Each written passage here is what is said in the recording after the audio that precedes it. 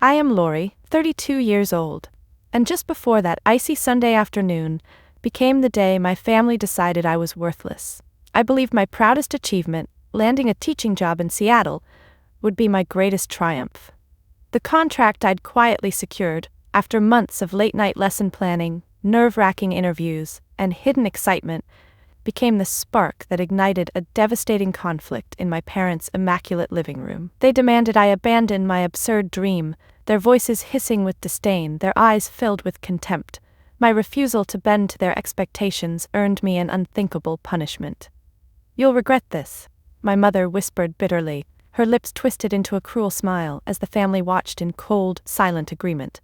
I didn't cry or plead. Instead, the sheer brutality of their rejection ignited a raw determination within me. My resolve to break free from their controlling grip would set off a chain of events I could never have imagined. But before I tell you how I survived the terrifying isolation my family forced upon me, let me know where you're watching from, and hit subscribe if you've ever overcome something painful for your family. Because you have no idea what they'll do once control slips from their hands. Growing up, our family was the envy of our tidy suburban neighborhood, at least on the outside. My parents, Dean and Brenda, prized appearances above everything, shaping my brother Dalton into a charming lawyer, and my sister Shelby into the perfect wife and mother, picture perfect with her sprawling home, expensive jewelry, and designer shoes that clacked loudly at family gatherings. I, however, became their awkward outlier, always disappointing by being too quiet, too studious, too independent. From a young age, teaching was my calling. I adored children's innocent curiosity and believed deeply in education as a path to freedom and dignity. But my passion for such a modest, underpaid career drew only sighs of exasperation from my parents, who consistently mocked my lack of ambition. "Lori's wasting her life," my father would complain loudly to his golfing buddies, as if teaching kids to read and believe in themselves was somehow shameful. Family dinners became routine humiliations, where my quiet accomplishments were drowned out by Dalton's latest courtroom victories or Shelby's extravagant vacations. Each carefully wrapped gift of approval was handed to them, while I was offered scraps of vague disappointment and thinly veiled embarrassment. But I quietly persisted, fueled by the small victories of my students and the warmth of their grateful parents' handshakes at parent-teacher conferences. Their genuine appreciation filled the space my family's dismissive glances created. Still, the sting of being invisible at home left scars, ones I masked with polite smiles and gentle excuses, hiding the storm inside that yearned for recognition, respect, and love. Then came the Seattle opportunity, my lifeline. It felt almost surreal when the offer arrived, granting me the stability and independence I'd always craved. I planned everything meticulously, quietly renting a modest apartment near Green Lake, filling my evenings with visions of a fresh start, free from my family's suffocating judgment. The excitement pulsed through me as I packed boxes late at night, imagining the life my daughter Maddie and I would soon share. But first, I had to face one last unbearable family gathering, a reunion marked on calendars like a judgment day. Despite the dread that twisted in my stomach, I knew I needed to be brave. My parents believed they could control my every choice, every breath I took, dictating exactly how my life should unfold. This was my moment to stand up, not only for my future but for Maddie's too. The morning of the gathering was gray, heavy with anticipation. Maddie, oblivious to the simmering tensions, twirled excitedly in her dress, her bright laughter contrasting sharply with my anxiety. "Mommy, do you think Grandpa and Grandma will be happy for us?" she asked innocently, her eyes hopeful. "They might need time to understand," I answered gently, my heart aching with uncertainty. I smoothed her hair, wondering if she'd ever understand the depth of our struggle. "But we're doing what's best for us." As I drove toward my parents' pristine house, dread settled deep within me. Would they finally see me, truly see me? Or would this be yet another invisible chapter in their perfect narrative? Pulling into the driveway, seeing my brother's polished sedan and my sister's flashy SUV already parked neatly, my hands trembled slightly on the steering wheel. Taking a deep breath, I stepped into the familiar hallway, the scent of polished wood and lavender air freshener suffocating in its fake sweetness. My parents stood near the mantel, perfectly posed, their expressions welcoming yet chillingly distant. The moment my foot crossed their threshold, my stomach knotted. I knew instantly. I was walking into a battle, and the stakes were higher than I ever imagined. My parents' house always felt less like a home and more like a carefully curated museum of our family's public achievements. Framed awards from Dalton's courtroom triumphs and glossy family photos from Shelby's lavish vacations covered the walls like an exhibition of acceptable success. There was never room on those walls for a quiet teacher's pride. Never a mention of the certificates from grateful principals or handmade cards from students tucked carefully away in my drawer. As I stepped further into the house, the familiar hum of hushed conversations drifted through the rooms. Dalton was holding court in the living room, his loud laughter echoing theatrically as my mother gazed at him with absolute adoration. Shelby stood beside him, her gleaming jewelry catching the light as she gracefully shifted her weight from one expensive heel to another, sipping wine from a crystal glass. "Oh look, Laurie's here," Shelby announced brightly, as though noticing a particularly dull painting had finally arrived to complete their exhibit. "Good of you to finally join us," my mother's greeting dripped with mild reproach. "We were just hearing about Dalton's latest courtroom victory." I smiled tightly, bracing myself for the inevitable dismissal. "Sounds impressive." Dalton smirked, nodding indulgently. "Just another day at work, really, but you wouldn't understand the pressures involved." Shelby laughed, a gentle but cutting sound. "Oh, Dalton, don't tease. Laurie's always been comfortable with simpler things." Simpler things. Her words echoed bitterly in my mind as memories of past family gatherings flooded back. I was 11, standing awkwardly in the kitchen doorway, holding a trophy I'd won at a state spelling bee.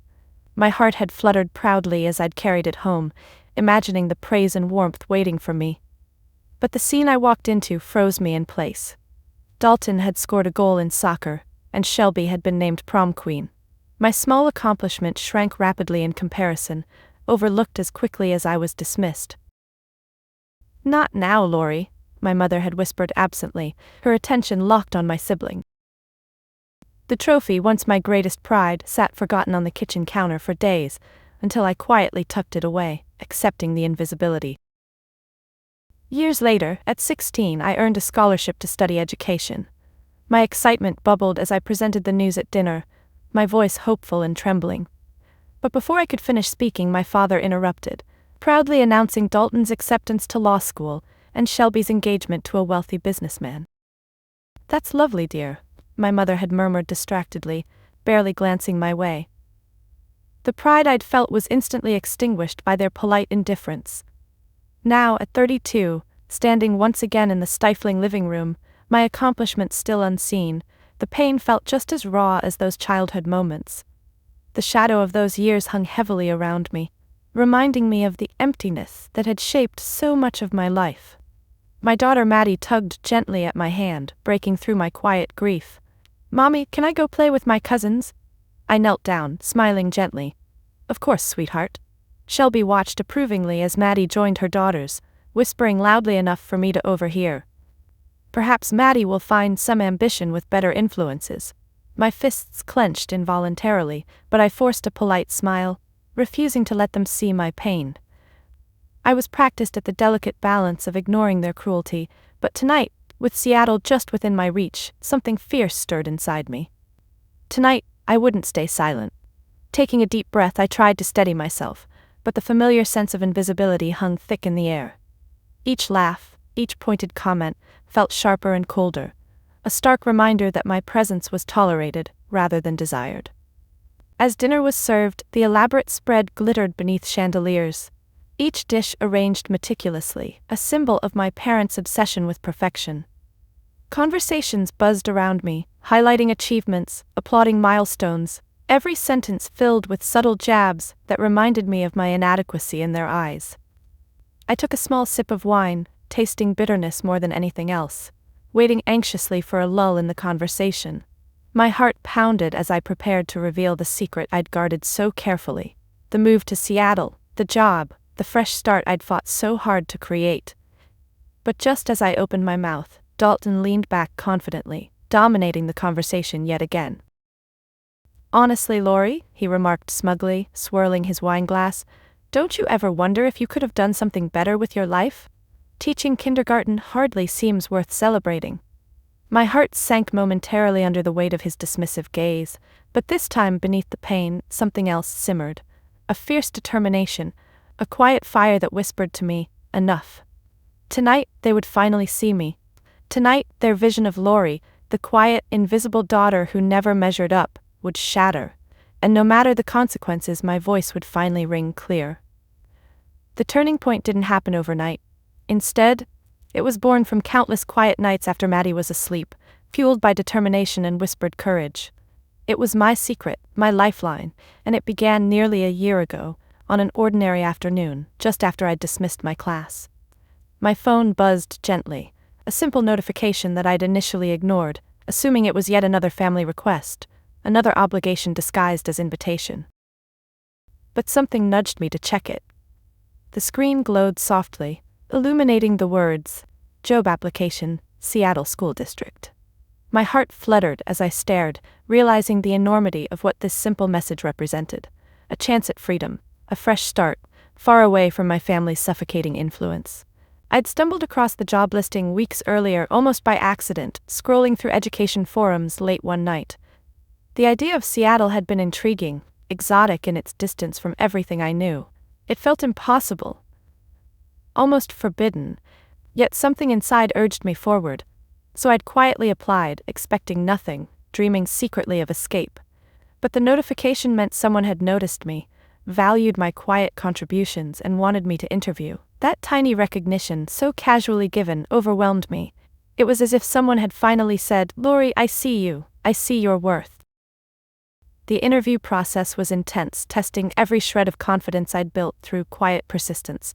Late-night Skype calls, endless revisions of lesson plans, heart-pounding hours of waiting, each step felt monumental. Yet through it all, I kept my secret tightly guarded.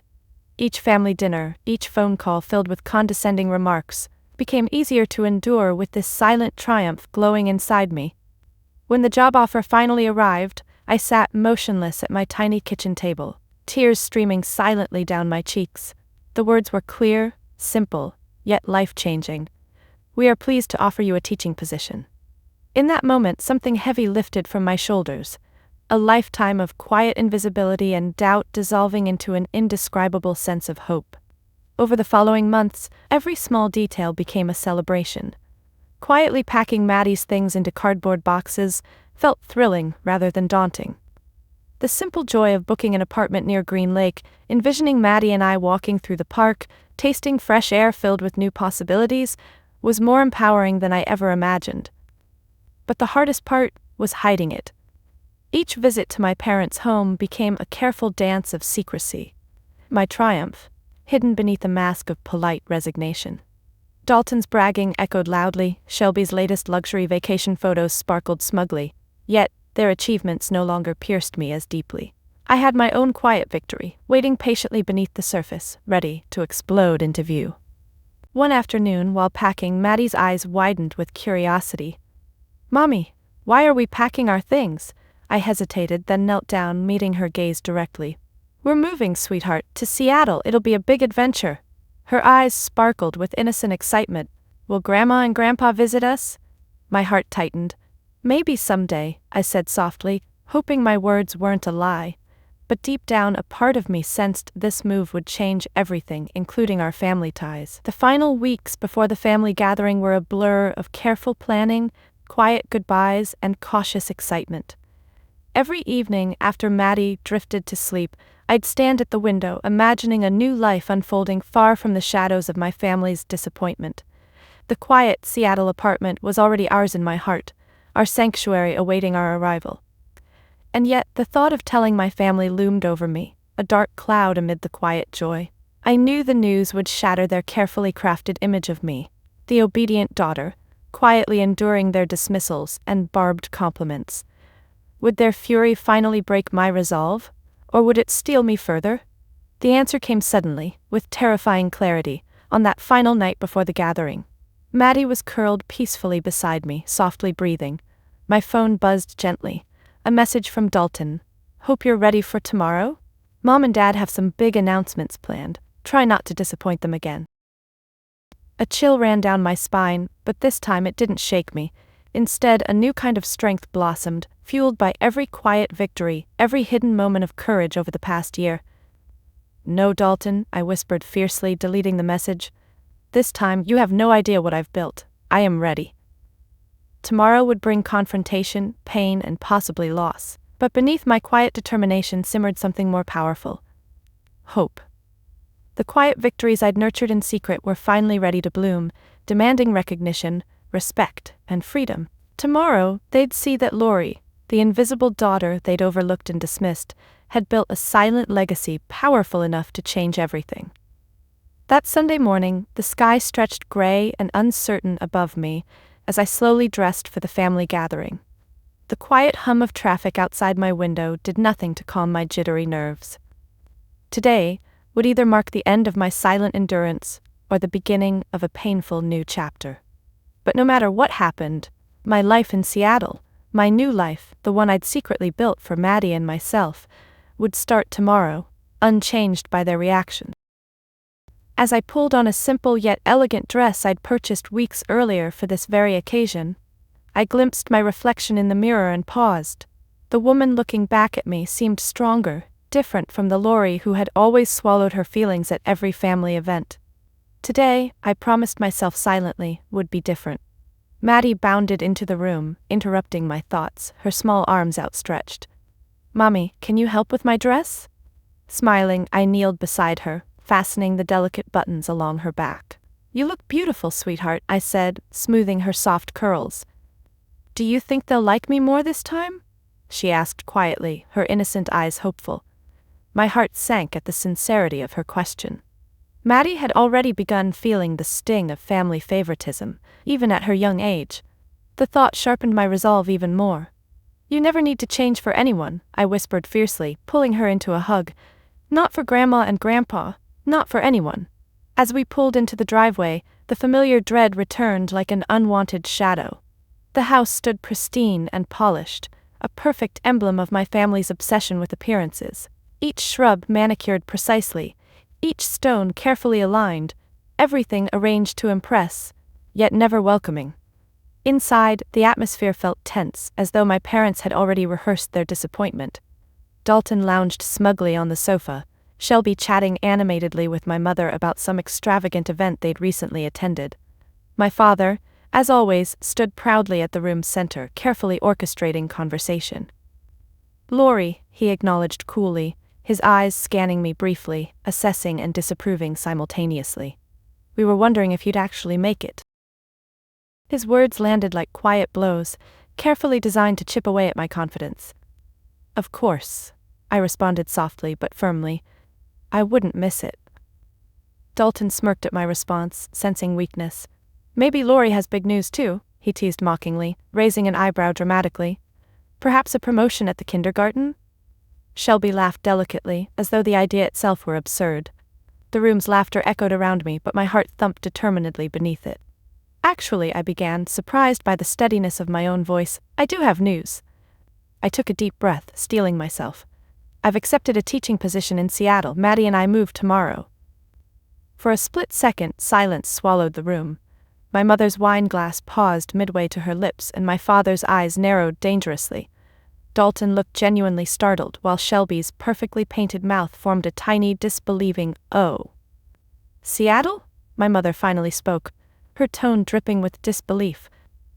"Are you serious, Lori?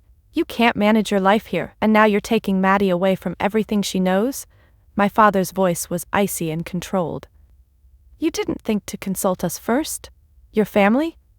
"I made a decision for my daughter and myself," I answered steadily, meeting his glare directly. "This is what's best for us." Dalton snorted dismissively. "Another impulsive Lori decision. Good luck with your little adventure." Shelby shook her head, feigning concern. "You really think you can handle Seattle, Lori? Alone?" Their voices overlapped, each cruel remark stinging like needles, yet somehow their anger fortified rather than crushed me. For the first time in years, I felt a quiet strength emerging, raw, defiant, unapologetic. "You've made plenty of poor decisions, Lori," my father said coldly, his voice chillingly calm. But this betrayal surpasses them all. Betrayal. The word echoed heavily. I'd always known my family valued control over love, but hearing it spoken so plainly felt like a knife twisted deeply into my chest. Yet beneath the hurt, my resolve only hardened. My mother's voice sliced the tense silence, dripping venom. You won't last a month without our support. Mark my words, you'll regret this foolishness. Maddie, sensing tension, edged closer, clutching my hand tightly. Her small fingers gripping mine reminded me of my strength. Mommy? She whispered nervously, her voice trembling slightly. I'm here, I reassured her softly, squeezing her hand gently. We're okay. Turning back to face my family, I summoned every ounce of courage. I'm not asking for your permission or your approval, I said, surprising myself with the calmness of my voice. I'm telling you because you're my family, and I hoped you'd finally understand. But either way, this decision is final. Their silence was deafening, filled with unspoken fury. Dalton scoffed softly. Shelby shifted uncomfortably. But it was my parents' cold, calculated expressions that sent a chill down my spine. As the conversation awkwardly shifted back to safe topics, I knew the storm wasn't over. But whatever came next, my decision was made. Tomorrow, Seattle awaited, a new life, a quiet triumph they could never diminish. Yet as I glanced around the tense room, I couldn't shake a creeping sense of unease. My family's anger wasn't the end. It was merely the calm before the storm. Dinner began as it always did, cloaked in the brittle veneer of civility my family so expertly maintained. Silver cutlery sparkled under chandeliers, and the table gleamed beneath carefully arranged dishes, each perfectly presented but tasteless beneath the weight of unspoken resentment. Maddie sat quietly beside me, sensing the tension despite her innocent attempts at conversation with her cousins. I braced myself for the inevitable assault masked as casual dinner conversation. It didn't take long for Dalton to launch the first subtle jab. So Lori, how does one pack up a life so quickly? He asked, his tone carefully laced with mock curiosity. You must be running from something. Shelby's eyes glittered as she jumped in, her voice deceptively sweet. Maybe she finally realized she's embarrassing the family name and wants to start fresh where no one knows better. Laughter rippled around the table. My mother sighed theatrically. Honestly, Lori, it's exhausting how you always make impulsive choices without considering anyone else. Heat flushed my cheeks, anger bubbling under my skin, but I forced a calm breath. I refused to let them break me again. Actually, I began quietly, meeting each gaze steadily, it wasn't impulsive at all. It took months of careful planning, interviews, and consideration, but I suppose it's easier to dismiss things you don't want to understand. My father's jaw clenched slightly, his voice low and dangerous. Be careful, Lori. Respect is something you earn, something you've never seemed interested in. The insult cut deep, yet I remained steady, squeezing Maddie's hand gently under the table, drawing strength from her warmth. Suddenly, Dalton leaned forward, eyes narrowed mockingly. Honestly, teaching in Seattle? Do you really think they'll value you there, Lori? They probably took pity seeing your desperation. Shelby giggled, cruelly soft. It does sound rather pathetic when you put it like that, doesn't it? Each barb sliced into my confidence, yet tonight felt different. Instead of shrinking, I held their gaze, silently daring them to continue. Their insults, sharp and familiar, suddenly felt predictable and almost weak. For the first time their cruelty exposed them rather than diminished me. Maybe you're right, I replied, my voice steady despite the hammering of my heart.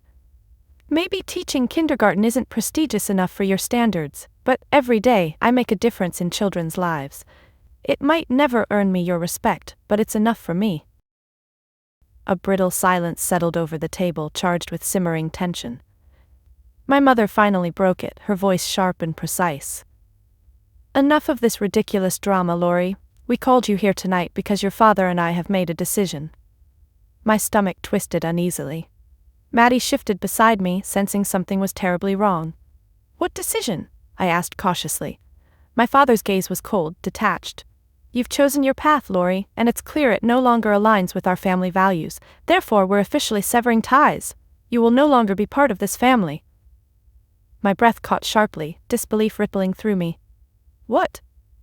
You heard him clearly, my mother snapped, her tone icy. You're disowned, effective immediately. You and Maddie are on your own. Dalton's smile was triumphant.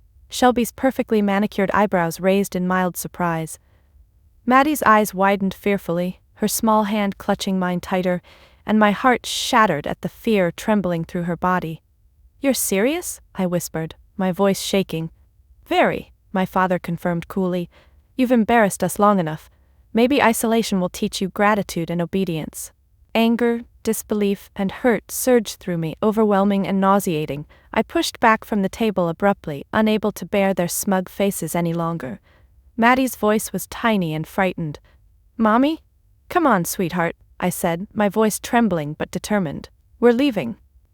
Dalton's mocking laughter echoed behind us as we quickly made our way to the door, my hands shaking so badly I struggled to grab Maddie's coat. My mother's voice chased me from the dining room. "You'll come crawling back soon enough, Lori, just wait." Stepping outside into the chilly evening, I hurried to my car, fighting tears of anger and betrayal. Maddie's face was pale, her eyes wide and confused. "Mommy, why are they so mean?" "I don't know, sweetheart," I whispered, buckling her quickly into the car seat, trying desperately to hold myself together. "But we're going to be okay." Yet, as we drove away, leaving the oppressive glow of my family's home behind us, I couldn't shake a sense of unease. Their cruelty had gone further than ever before. Yet something deep within me whispered that tonight's rejection was only the beginning of a darker plan. I glanced nervously in the rearview mirror, half expecting headlights to follow. The night stretched around us, cold and uncertain, yet strangely comforting in its vast distance from the house we'd just left.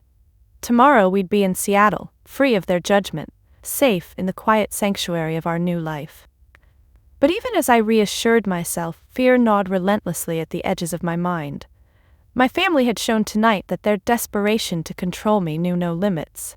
What other horrors were they capable of? Would escaping truly be as simple as driving away? My trembling fingers tightened around the wheel as I drove through the night, praying silently that the worst was behind us. Yet knowing deep down with chilling certainty, it was not. The road stretched endlessly ahead, illuminated faintly by the glow of distant streetlights. Maddie had finally fallen asleep in her car seat, exhausted from tears and confusion, but my mind refused to rest. Each mile between us and my parents' house only amplified my unease rather than relieved it. I glanced anxiously in the rearview mirror, expecting, almost hoping, to see the reassuring glow of city lights behind us. Instead, darkness pressed in from all sides, trees lining the lonely road like silent sentinels, witnesses to my growing dread. Suddenly, headlights appeared in the distance behind us, startlingly bright and aggressive. My pulse quickened instinctively, but I tried to reassure myself. It could be anyone, a random late-night traveler. Yet something deep within my gut screamed otherwise. The vehicle quickly caught up, pressing dangerously close behind me. My heart pounded as I desperately searched for a safe place to pull over and let them pass. Before I could act, they abruptly accelerated, cutting sharply in front of me, forcing me to slam on the brakes. Maddie jolted awake with a frightened cry as the car skidded to a halt. "Mama, what's happening?" she whimpered. "It's okay, baby," I reassured her, gripping the wheel tightly, heart hammering painfully in my chest. The vehicle ahead blocked the road, headlights glaring back at us. I froze in disbelief as my father stepped from the car, his face eerily calm, expression unreadable. Dalton emerged beside him, smirking coldly, arms folded across his chest. Fear surged through me, sharp and chilling. My father approached slowly, gesturing for me to roll down my window. My hands trembled as I complied, gripping the handle so tightly my knuckles turned white. "Dad, what's going on?" My voice shook with barely contained panic. He leaned closer, his voice disturbingly calm, almost gentle. "Get out of the car, Lori, we need to talk." "No," I protested weakly. "We can talk right here. Maddie's scared, please." "I'm not asking," he interrupted harshly, eyes narrowing dangerously. "Get out, now." Shaking, I stepped from the car, legs trembling beneath me. Dalton moved closer, blocking my view of Maddie, who whimpered softly in confusion. "Dad, this is crazy, what are you doing?" He ignored my question, calmly studying me for a chilling moment before finally speaking. "We're giving you one final chance, Lori. Apologize, come home, and we'll forget your reckless rebellion ever happened." The rage building within me suddenly erupted, scorching through my veins, lending courage I never knew existed. "No," I spat defiantly. I'm not your puppet anymore. You can't control me or my daughter. Let us go. He sighed, shaking his head slowly. I warned you, Lori. Isolation is sometimes necessary to teach obedience. Dalton? Before I could react, Dalton had moved quickly, reaching past me into the car, unbuckling Maddie. Panic surged violently through me. No. I screamed desperately, lunging toward him, only to be restrained by my father's iron grip. Relax, Dalton sneered, lifting Maddie, her eyes wide with terror. We're doing this for your own good. A little time in the wilderness should give you perspective. Tears blurred my vision as I screamed and struggled against my father's relentless hold. Maddie reached desperately for me, sobbing in Dalton's arms, her tiny hands grasping at empty air. Please, don't do this, I begged, voice breaking under the agony. You forced our hand, my father murmured coldly, nodding toward Dalton, who set Maddie gently but firmly into their car. My heart shattered into 1,000 pieces, the sound of her cries cutting through me like knives. You won't hurt Maddie, my father reassured icily. She'll stay safely with us until you learn your lesson. I fought wildly, my breath ragged and frantic. Give me my daughter! He tightened his grip painfully, shoving me roughly into the passenger seat of my own car. It's time you understood consequences, Lori. Dalton returned quickly, seizing the wheel. Panic surged anew as he drove recklessly into the deepening woods, the road narrowing and vanishing into dirt and brush. My breath came in terrified gasps, my heart pounding furiously. Dalton, please, stop this. Think of Maddie. You made your choice, Lori, Dalton responded cruelly, eyes fixed ahead, voice disturbingly calm. Now, you live with it. Finally, the car jolted to a rough stop in the heart of darkness, deep in the wilderness. Dalton exited silently, forcing me from the car. The chill of night bit into my skin as I stumbled, barely catching myself before falling to the cold, unforgiving ground. Dalton, please, I begged softly, voice hoarse with desperation. Maybe now you'll realize how alone you really are, he said quietly, almost sympathetically, before turning and leaving me utterly alone.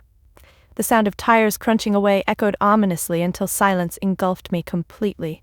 The woods closed in, oppressive and terrifyingly silent. Trembling, I sank to the ground, alone and utterly abandoned. My family had stripped away everything, my dignity, my security, even my child. But beneath the crushing weight of despair, a tiny spark flickered stubbornly inside my chest. A fierce determination, fueled by pure love and raw fury. They believed abandonment would break me. They believed isolation would force obedience. But they underestimated the strength they'd inadvertently awakened within me. I would survive, I would reclaim Maddie, and somehow I would shatter their cruelty. The silence of the wilderness was suffocating, a thick curtain that amplified every fearful thought screaming in my head. Trees loomed like shadowy giants, their branches stretching toward me, clawing at the ink-black sky. My heart thundered in my chest, panic making each breath painful, ragged and desperate. For several moments, I stood frozen, paralyzed by the enormity of what had just happened. Maddie, my sweet innocent Maddie, taken from me, ripped away as punishment by the very people who should have loved her most. Hot tears stung my cheeks, grief and terror mingling until it felt impossible to breathe. Lori, you have to move, I whispered to myself, forcing my legs into action. Maddie needs you. Slowly, painfully I started walking, stumbling forward blindly through the darkness. I had no phone, no supplies, nothing but the clothes on my back and the raw determination now fueling every shaky step. My mind raced desperately, fighting panic, searching frantically for any sliver of hope. Minutes passed, each feeling like an eternity. My legs trembled beneath me, feet sinking into the soft, uneven ground. Branches scraped my arms and face, unseen roots catching my feet, sending me tumbling forward. But each time I fell, I pushed myself up again, relentless despite the exhaustion gnawing at my bones. Maddie's frightened face haunted me with every step. I replayed her cries, her tiny hands reaching helplessly toward me. Rage burned through my veins, replacing hopelessness with fierce determination. I would get back to her. I would not let my parents' cruelty define her future, or mine. Eventually, faint moonlight pierced through the clouds, offering just enough visibility to navigate. My breath fogged the cold air as I moved forward cautiously, finally emerging onto what appeared to be an abandoned logging road. My heart surged with relief. I was no longer lost in endless darkness, yet danger still clung to every shadow. Hours slipped by, endless and numbing, until a faint glow finally appeared ahead, a dim flickering orange in the distance. Fire? A house? My heart leaped painfully in my chest, hope mingled with fear as I quickened my pace. Approaching cautiously, I saw the outline of a small cabin tucked among trees, smoke gently rising from a chimney. My pulse quickened. Safety or danger? Friend or foe? I hesitated, fear momentarily paralyzing me again, but the distant cry of an owl snapped me from my trance. Taking a trembling breath, I knocked urgently on the wooden door, barely daring to breathe. A shuffling noise, then the creak of hinges, and a woman appeared in the doorway, middle-aged with soft, kind eyes immediately wide with shock. "My God, are you all right?" she gasped, ushering me quickly inside. Warmth enveloped me, nearly overwhelming after the brutal chill outside. I collapsed into a chair, shaking uncontrollably as adrenaline finally receded. "My daughter," I gasped hoarsely, fighting tears. "They took her. My family abandoned me. I need help." "Slow down, sweetheart," the woman soothed, gently placing a comforting hand on mine. "My name is Darcy. Let's get you warmed up first." As Darcy wrapped a blanket around my trembling shoulders and handed me steaming tea, I recounted everything. My parents' cruelty, their controlling demands, the horrifying abandonment in the wilderness, and Maddie's terrified cries. Her eyes grew wide with disbelief, then filled with determination.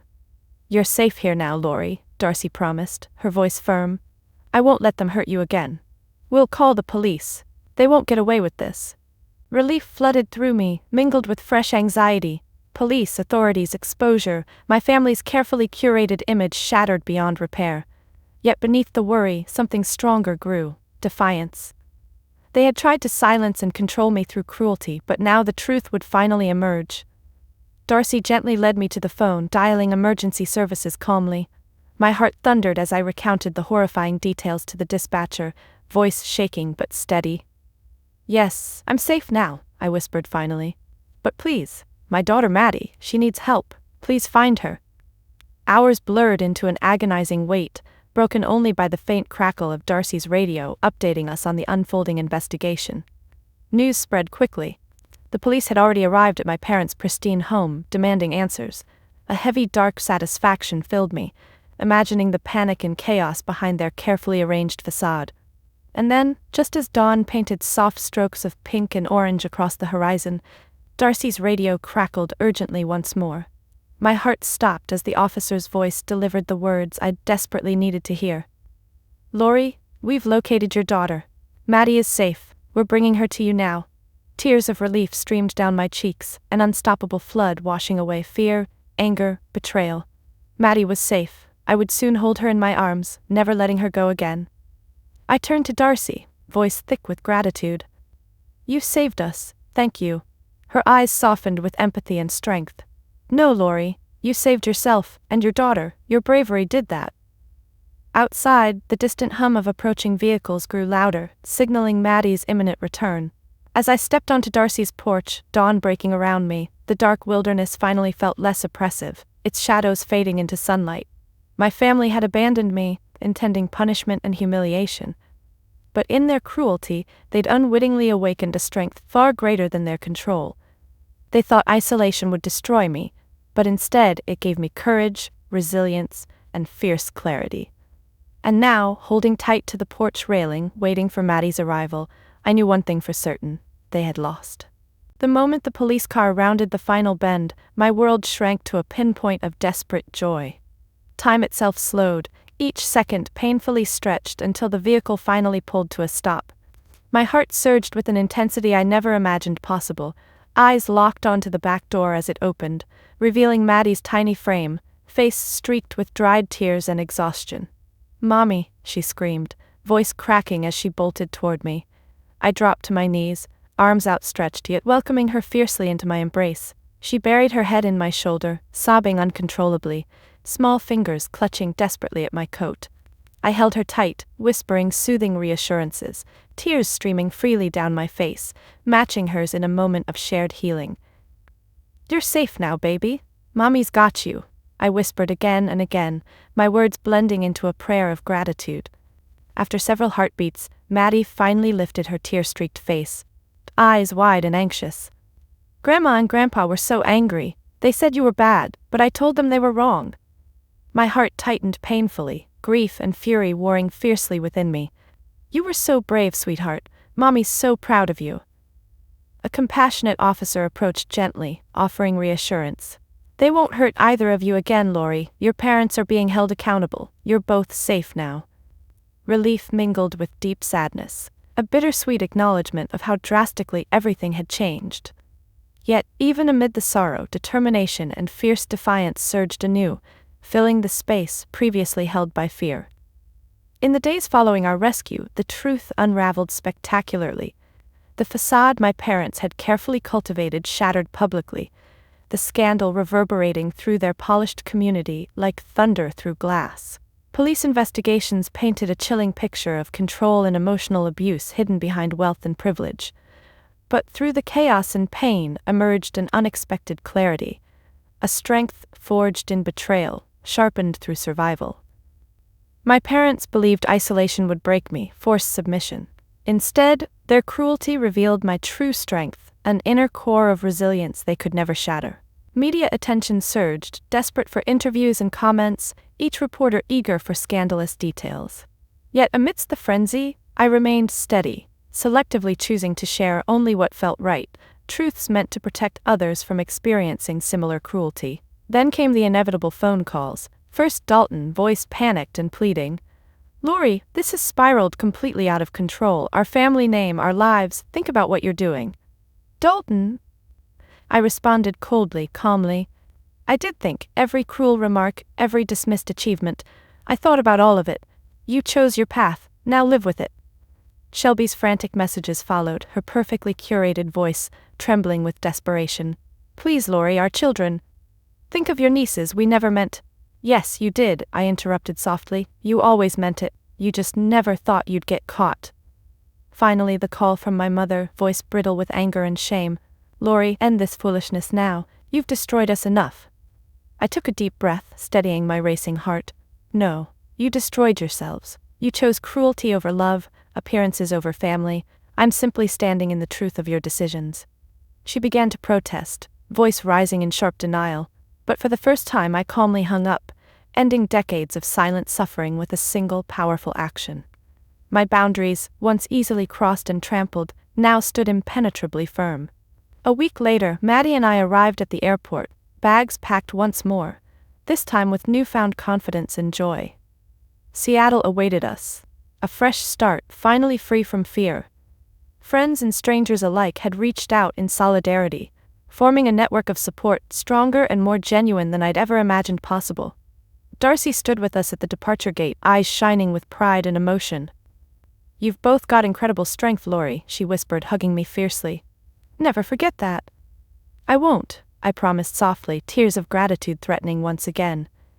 As our flight ascended, climbing above familiar landscapes now forever changed, Maddie nestled sleepily beside me, comforted by my presence.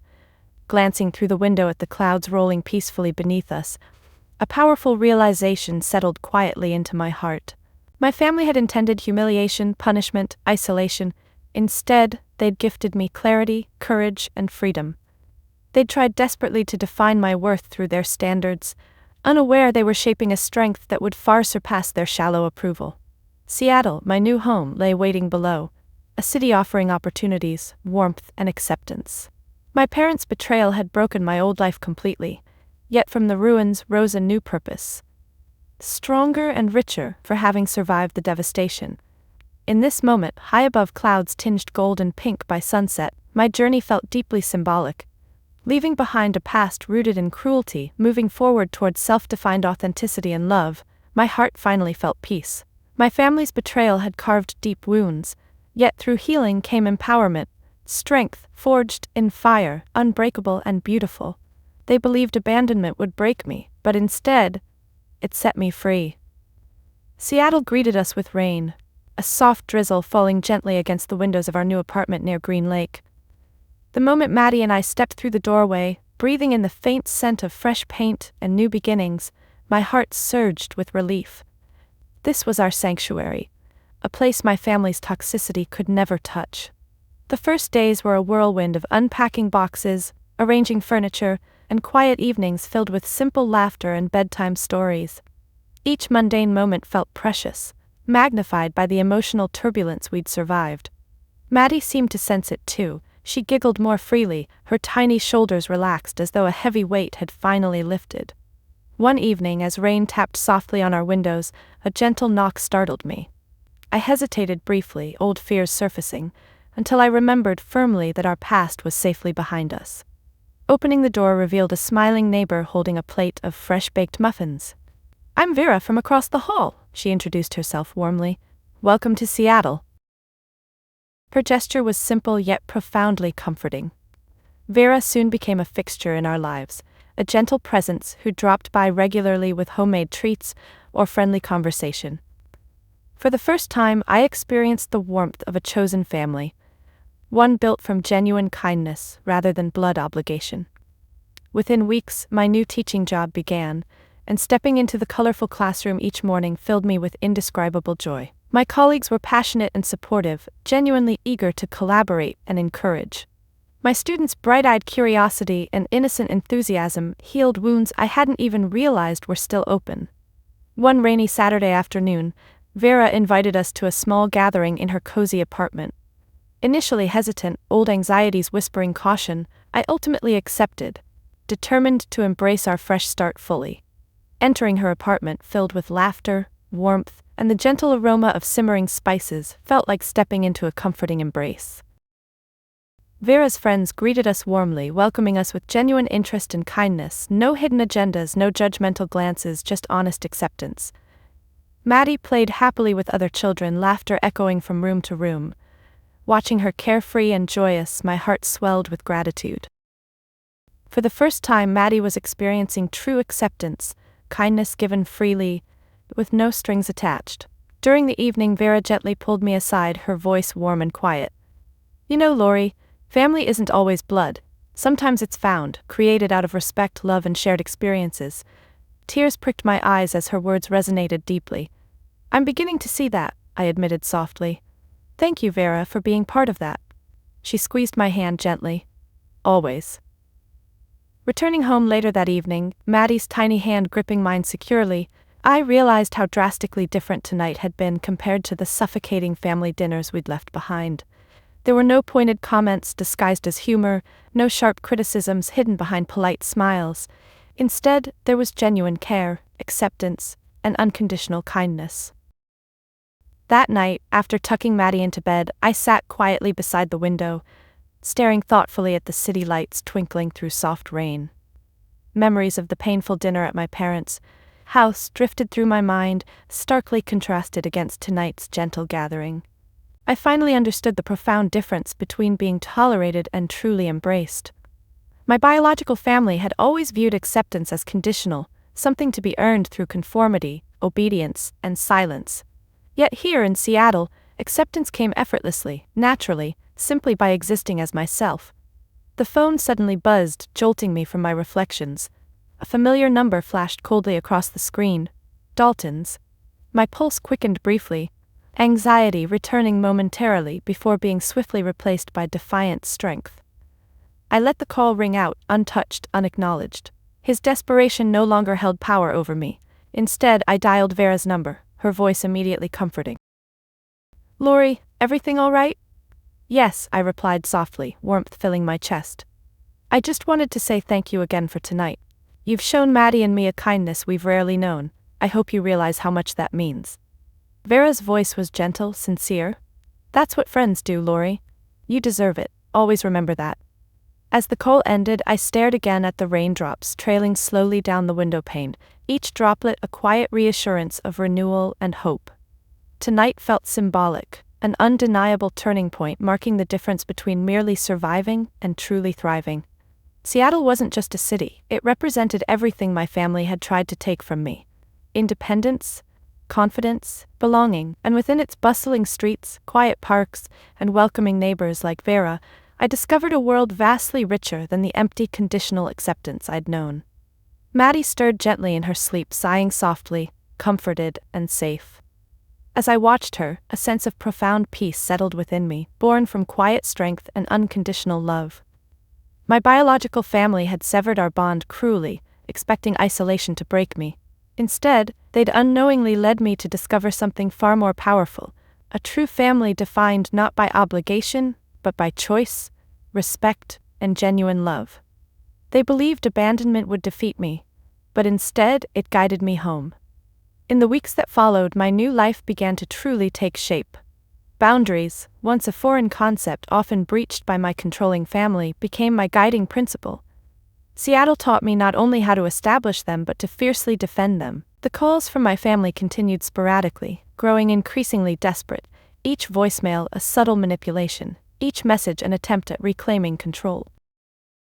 Dalton shifted from anger to feigned remorse, Shelby alternated between tearful pleading and cold accusations, and my mother moved effortlessly from calm manipulation to outright threats. Yet, each time my phone lit up with their names, a quiet strength surged within me. My boundaries became walls, solid and immovable, standing firm against their toxic intrusion. Finally, my phone number changed, a simple yet symbolic act of independence that silenced their voices permanently. My days were now filled with teaching and quiet moments at Green Lake Park, where Maddie laughed freely, chasing ducks or skipping stones across shimmering water. Our evenings became peaceful rituals, reading together, sharing meals with Vera, enjoying conversations filled with warmth rather than anxiety. One afternoon, Vera sat across from me in our small kitchen, sipping tea, her eyes thoughtful. "Have you considered telling your story more openly, Lori? Not just for you, but for others who might be trapped in similar situations?" The idea stirred something deep within me. While I valued privacy fiercely, perhaps sharing my experience could help others recognize their own worth and strength. After days of contemplation, I finally agreed to speak at a small community event aimed at supporting survivors of emotional abuse. Standing nervously in front of the crowd, heart pounding but resolute, I began speaking. Words flowed more easily than I expected, detailing the subtle manipulations, emotional neglect, and eventual betrayal that had defined my past. As I spoke, I saw nods of understanding, tears of recognition, quiet affirmations whispered among listeners. Afterward, people approached, voices trembling with gratitude.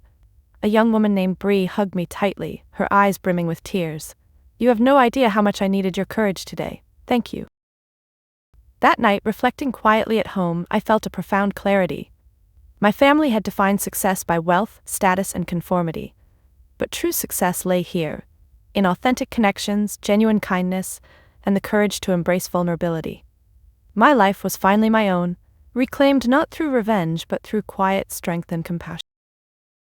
Yet the true test came unexpectedly, weeks later. Maddie brought home an envelope bearing a familiar crest, my parents' unmistakable stationery. My heart clenched anxiously, old wounds briefly surfacing. Opening the letter cautiously, I braced myself. Inside, my mother's elegant handwriting conveyed a formal apology, carefully phrased yet undeniably cold. The words lacked true accountability or emotional depth, dripping instead with polite insincerity. A separate note slipped from the envelope, written hurriedly by Dalton. "Lori, please come home. This has gone too far. Think of Maddie." The attempt at manipulation, so transparent and familiar, ignited fierce clarity rather than confusion. They still saw me as someone easily swayed, their puppet whose strings they could tug at will. But I was no longer that person. Sitting calmly at my desk, I wrote a response, brief yet firm. "Your apologies are hollow, your remorse insincere. Maddie and I have found peace beyond your control. Respect this boundary. It is permanent." Dropping the sealed envelope into the mailbox later felt symbolic, another layer of freedom, another step in reclaiming myself. They had believed I would crawl back, broken and obedient. Instead, I stood tall, free from their manipulations forever. That evening, Vera and Maddie joined me for a celebratory meal, laughter and warmth filling our small apartment. Later, as Maddie drifted peacefully to sleep, Vera gently squeezed my hand. "I'm proud of you, Lori," she whispered softly. "You've taught Maddie strength, resilience, and what real family looks like." Tears blurred my vision, gratitude overwhelming me. "I never imagined feeling this peaceful," I admitted quietly. "They meant to hurt us, but in doing so they pushed us toward this." Vera smiled gently. "That's because you chose strength over bitterness. That's true power." Later, sitting alone by the window, moonlight casting gentle shadows, I understood deeply the power of boundaries, clearly drawn, firmly held. My biological family had believed their betrayal would cripple me, that isolation would force obedience and submission. But they'd miscalculated, gravely underestimating the quiet strength born from reclaiming control over my own life. Seattle wasn't merely a new city, it was symbolic of the fortress I'd built around myself and Maddie, impenetrable walls of respect, love, and self-worth.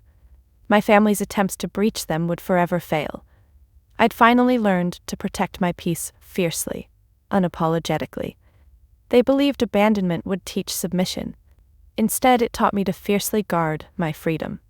Months passed, and my newfound freedom blossomed into something richer and more profound. With each step forward, each moment of quiet joy shared with Maddie, I reclaimed fragments of my identity that my family had sought so desperately to erase.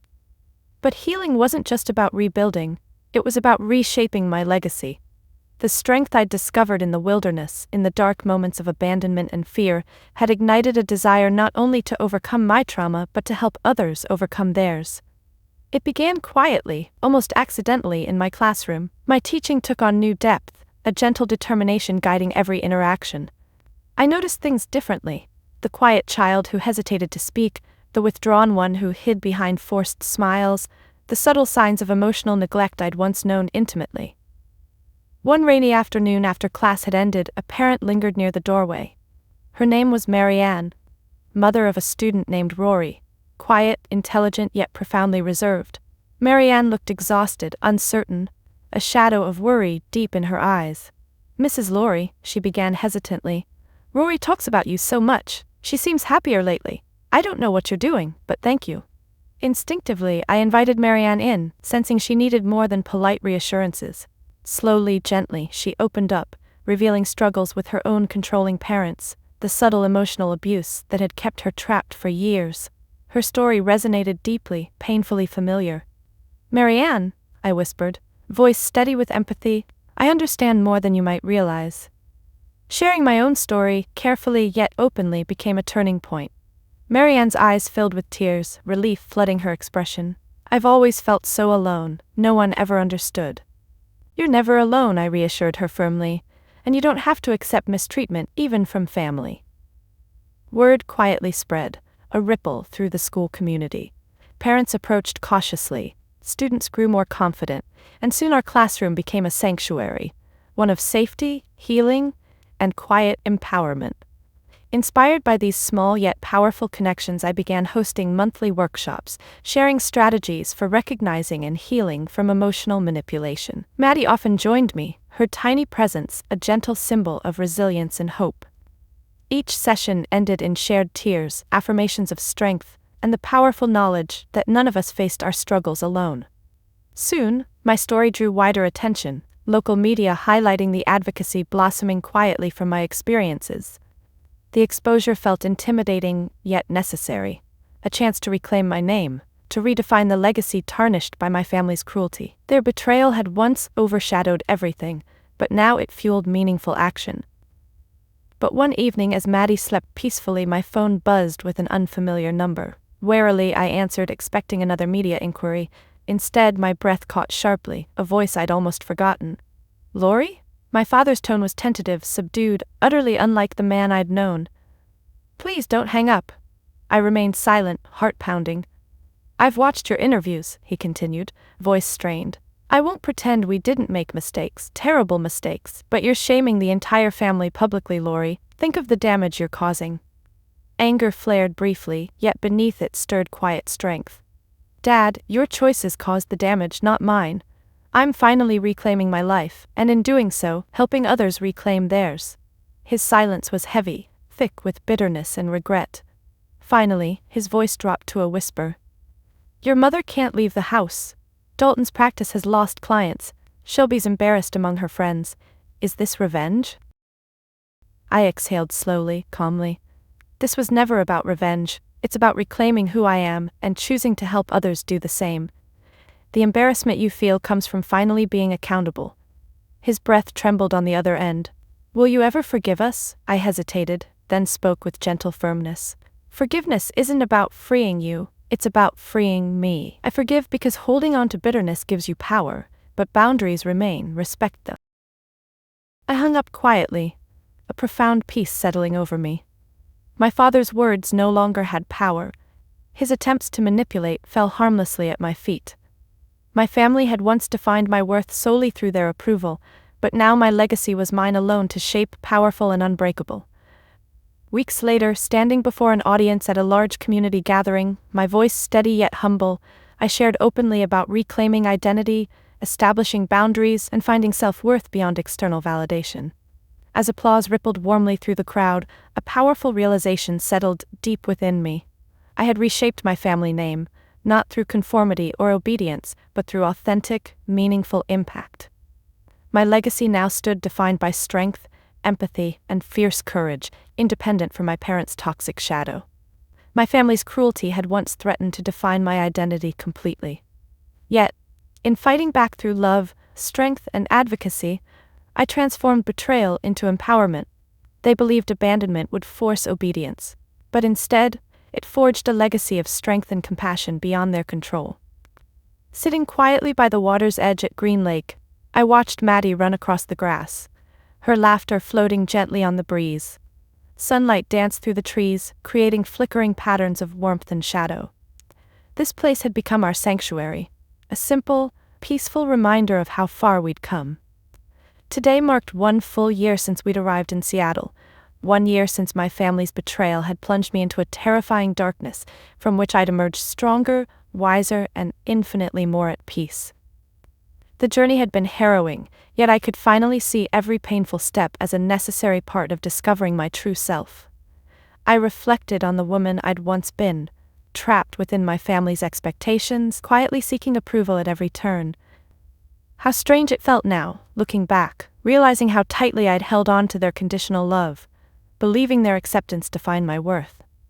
But worth, I understood clearly now, came from within. It was built not from their standards nor from others' judgments, but from the quiet strength that had guided me through my darkest hours. As Maddie ran back to me, breathless, eyes sparkling brightly, I opened my arms, hugging her fiercely. She nestled against me, her voice soft with contentment. "Mommy, I love it here," she whispered. "Can we stay forever?" My heart swelled gently, tenderly. "Yes, sweetheart, this is home now. Home, not merely a place, but a feeling, an emotional landscape we'd cultivated through love, courage, and intentional authenticity. My biological family had cast us out, intending punishment, but their cruelty had ultimately given us freedom. In rejecting us, they'd unwittingly set us free."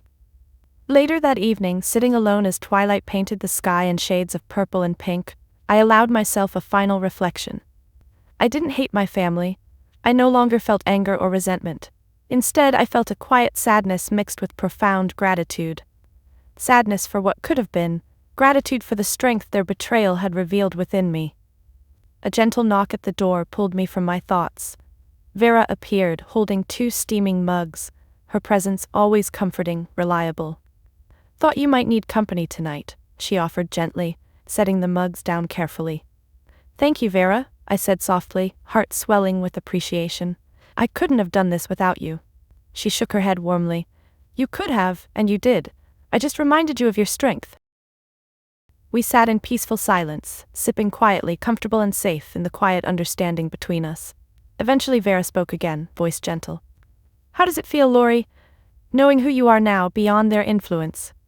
I paused thoughtfully, searching my heart before finally answering. "It feels like peace, true peace. The kind no one else can ever give or take away." Vera smiled knowingly. "That's because it's yours alone, Lori. You earned every moment of it." Later, as the city lights sparkled softly outside the window, I sat quietly reflecting on Vera's words.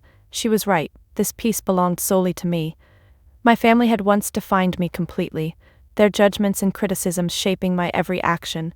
But now I stood confidently in my own truth, defined only by my journey toward authenticity, courage, and unconditional self-worth. I'd finally found a version of success far richer than their conditional approval ever could have offered. My legacy would never be about revenge or bitterness. It would forever be about reclaiming strength, redefining family, and helping others find their voices. Gently, quietly, I whispered to the night sky as if speaking directly to my former self, "You're enough, Lori. You always were."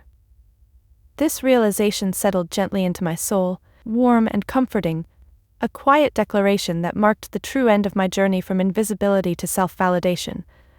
They had abandoned me to force submission, yet their cruelty had instead empowered me. They'd tried desperately to silence my voice, yet had given it strength to speak louder than ever before. Tonight, I finally understood that my worth had always been there, quietly waiting beneath their judgments. My journey, once defined by betrayal and pain, was now about resilience, strength, and the quiet triumph of choosing myself. I closed my eyes, allowing peace to fill every quiet space within me. They'd believed abandonment would force obedience, but instead it had given me something far more valuable: true peace and self-validation, a gift nothing could ever take away. I was Lori, strong, resilient, worthy, and finally, beautifully in. Have you ever felt trapped by the expectations of those who claim to love you most? Have you struggled to find your own worth beneath layers of criticism and judgment? My story might have started in cruelty and abandonment, but it ended in something powerful and life-changing: self-validation and true peace. Each of us has the right to define success and happiness on our own terms. We deserve love that's genuine, relationships built on respect, and a life rooted deeply in authenticity, not one dictated by obligation or fear. If my journey resonated with you, please share your story below. I'd love to hear how you've overcome your struggles and reclaimed your own voice. And remember, boundaries aren't walls, they're bridges to healthier relationships and genuine self-worth. They protect our peace, honor our dignity, and remind us that our value never depends on someone else's approval. If my journey resonated with you, please like, subscribe, and share it with someone who needs to hear it's okay to define success on their own terms. Your story, your voice, your truth, they matter deeply. Together, let's create a community that encourages strength, celebrates authenticity, and embraces the quiet courage it takes to redefine family, success, and happiness on our terms. Ask yourself honestly: have you defined your worth by someone else's standards? Reflect carefully. How would your life change if you fully embraced your own definition of happiness and success? Share your story below and inspire others who may still be struggling to find their voice. Remember, you are enough, exactly as you are. Embrace your journey, it's your greatest strength.